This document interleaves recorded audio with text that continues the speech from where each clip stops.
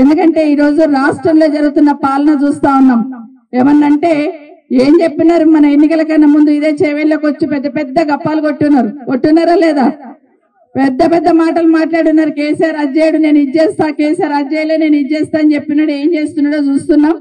ఈ రోజు రైతులని నట్టేట ముంచి మోసం చేసిన రేవంత్ రెడ్డి గారి ప్రభుత్వానికి గుణపాఠం చెప్పే విధంగా రాష్ట్రంలో ఉన్న ప్రతి రైతన్న కూడా గొంతెత్తి మాట్లాడాల్సిన సమయం సందర్భం వచ్చిన్నది. రుణమాఫీ చేసిన మాట్లాడుతున్నారు కదా, అవన్నీ కేటీఆర్ గారు చెప్తారు. ఒక్క రంగారెడ్డి జిల్లాదే చెప్తాను, 2,80,000 మంది అప్పులు తీసుకున్నారు. కానీ వాళ్ళు మాఫీ చేసింది ఎంత తెలుసా? 75,000 మందికి. ఒక్క 75,000 మందికి మాఫీ అయ్యిందంటున్నారు. ఇంకా మూడో విడత కూడా పడలేదు, కానీ చూపిస్తున్నారు. ఓకే, బ్యాంకులో పోతే అది కూడా చూపిస్తలేరు, పడింది అంటున్నారు. అప్లికేషన్లు ఇవ్వండి అంటున్నారు. రైతు ఎక్కడ పోవాలని అర్థం కాదు. అగ్రికల్చర్ ఆఫీసర్ల దగ్గర కొమ్మంటున్నారు, బ్యాంకుల దగ్గర కొమ్మంటున్నారు. ఇంతకుముందు ఎప్పుడన్నా కేసీఆర్ 2 సార్లు రుణమాఫీ చేసిండు కదా, ఒక్క దగ్గర అప్లికేషన్ పెట్టుకున్నామా? ఒక్కరి దగ్గరికైనా పోయినామా? ఒక్కరికైనా దండం పెట్టినామా? బ్యాంకులో లేసి రుణమాఫీ చేసిన కేసీఆర్ గారు ఎక్కడ? తను ఈరోజు చేయనికే చేతగాక అప్లికేషన్లు పెట్టుండి ఆఫీసర్ల చుట్టూ తిరుగుండి అని మాట్లాడుతున్న రేవంత్ రెడ్డి ఎక్కడ? చూడండి, ఒక్కసారి ఆలోచించండి. ఈరోజు మా జర్నలిస్ట్ సోదరులు ఇక్కడే ఉన్నారు. ఈరోజు రేవంత్ రెడ్డి గారి ఊరికి ఒక 2 లేడీ జర్నలిస్టులు పోయి ఉన్నారు. ఏమని అంటే మొత్తం మాఫీ అయిందంటున్నావు కదా, మరి నీ ఊళ్ళోనే అయ్యిందా లేదా చూసొద్దామని ఆ ఊరికి పోయిండు. 2 ఆడబిడ్డలు పోయిండ్రు కెమెరాలు తీసుకొని. ఊళ్ళో అందరు చెప్తున్నారంట, బిడ్డ నాకు కాలేదు అని చెప్తా ఉంటే ఊర్లో ఉన్న కొంతమంది వచ్చి ఒక 50-60 మంది మగవాళ్ళు వచ్చి అసభ్యంగా ఆ మహిళా జర్నలిస్ట్ పట్ల ప్రవర్తించిన తీరు ఏదైతే ఉందో నిజంగా సభ్య సమాజం తలదించుకునే విధంగా ముందు ఆ దాడిని ఖండిద్దాం. నీ ఇంటి ముందు నువ్వు పుట్టిన నీ ఇంటి ముందు 2 లేడీ జర్నలిస్టుల మీద దాడి జరుగుతా ఉంటే కావాలని ఈ రోజు వాళ్ళను ఎంత అసభ్యంగా తిట్టుకుంటూ మీరెందుకు వచ్చిండ్రు కానీ వెనకనేమో మాట్లాడే వాళ్ళు మాట్లాడుతున్నారంటే ఆ బిడ్డలు ఏమన్నారు? మన కోసం వచ్చిండ్రు, మన కోసం అడుగుతున్నారు కదా అంటే ఇష్టం వచ్చినట్టు దాడి చేస్తున్నారు.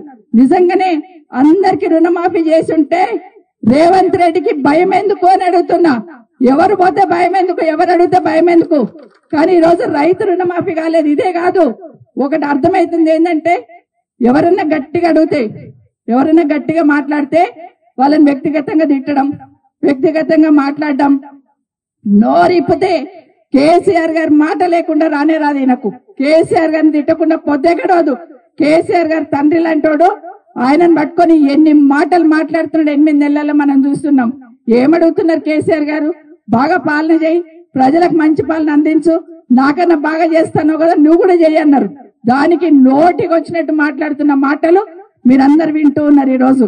ఈరోజు తెలంగాణ తల్లి విగ్రహాన్ని సెక్రటరియట్ లో పెట్టమని కేసీఆర్ గారు మన పార్టీ తరఫున అడిగితే రేవంత్ రెడ్డి ఏం మాట్లాడుతున్నాడు విన్నారు కదా. మాట్లాడిన మాటలేనవి, మాట్లాడొచ్చా? ఒక్కసారి ఆలోచించమని కోరుతా ఉన్నాను. ఎందుకంటే కేసీఆర్ గారు నిశానా చెడిపేస్తాడు కదా, కేసీఆర్ ని తిట్టుకుంటూ పోతే ఆ నిశానా చెడిపోతుంది అనుకుంటున్నట్టున్నాడు. సూర్యచంద్రులు ఉన్నంత కాలం, తెలంగాణ అనే వర్డ్ ఉన్నంత కాలం కేసీఆర్ గారి పేరు ఉంటుంది.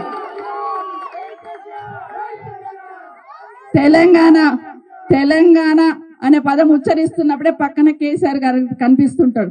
ఈరోజు అంతేందుకు, మన ఊళ్ళల్లో మిషన్ భగీరథ నీళ్లు తాగుతున్నాం కదా, హైదరాబాద్ లో ఏ నీళ్లు తాగుతున్నామో గీడ చెవేళ్లలో కూడా ప్రతి ఊళ్ళో నీళ్లు తాగుతున్నాం. ఆ నీళ్ళల్లో ఎవరు కనిపిస్తారు? 100% కేసీఆర్ కనిపిస్తాడు. ఊళ్ళల్లో మనం పోతున్నాం, ఊర్లో ఎంటర్ కాగానే చెట్లు పెట్టించండి కేసీఆర్ గారు. ఎవరైనా అడిగినామా? ఇక్కడ పక్కన అక్కడ పక్కన రోడ్డు చల్లగా పెట్టినాడు. ఎవరు కనిపిస్తారా చెట్టు నీడలా? ఈ రోజు రైతన్నకి ఈరోజు వర్షం చినుకులు పడుతున్నాయంటే రైతుకి ఎవరు గుర్తుకొస్తున్నారు తెలుసా?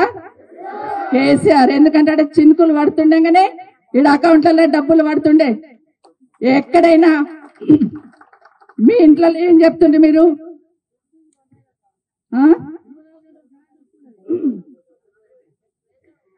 ఫోన్లో టింగ్ టింగ్ అనగానే ఇంట్లో ఏం చెప్తుండ్రి మా మర్దన్లకో మా అమ్మలకో, ఇగో కేసీఆర్ పైసలు పడ్డాయే పోయి రేపు బ్యాంక్ లో తెచ్చుకుంటాం అంటుండ్రి అనుకుండ్రా.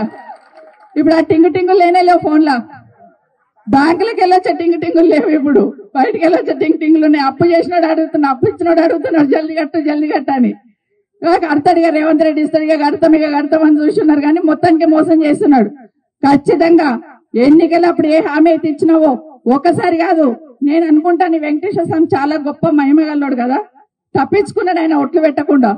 ఇక్కడ నుండే పోయిండు కానీ తప్పించుకున్నాడు. బాబాయ్ నువ్వు నా దగ్గరికి రాకు, నా మీద ఓట్టయ్యకు నాయన, నా దగ్గర చాలా మంది పేదోళ్ళు వచ్చి ఇండే మీటింగ్లు పెట్టుకుంటారు, వాళ్ళకి మంచి చేయాలంటే నా దగ్గరికి రా.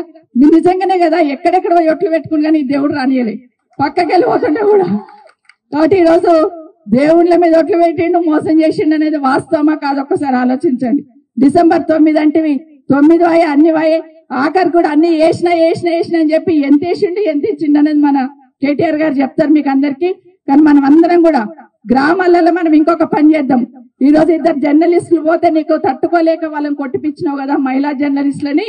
ఈ రోజు మన బీఆర్ఎస్ పార్టీ తరఫున ప్రతి కార్యకర్త ఊర్లో ఉన్నోళ్ళు మన బాధ్యత అనుకొని మన ఊళ్ళల్లో ఏ రైతుకు రుణమాఫీ కాలేదని లిస్టు కలెక్ట్ చేద్దాం, అప్లికేషన్ ఇద్దాం, తీసుకుపోయిన మొహన కొడదాం ఇలా కాలేదని చేయమని అడుగుదాం.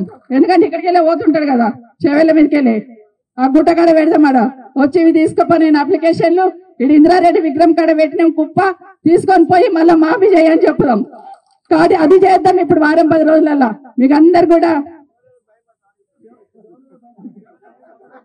ఇప్పుడు రాడిగా మనం కుప్ప పెట్టుకొని కూర్చుంటామని, ఇప్పుడు రాడి ఇట్లకెళ్ళి ఓడనుకుంటే. ఎందుకంటే అయ్యా సబితక్క చెప్పింది ఇంద్రన్న విగ్రహం కాడ పెడతాను కుప్ప గిట్టు ఉందా చూడండి, లేకపోతే నస్తా, లేకపోతే రానట్లకెళ్ళి అట్లకెళ్ళి పోతా అంటాడు మళ్ళీ చూడండి. ఇక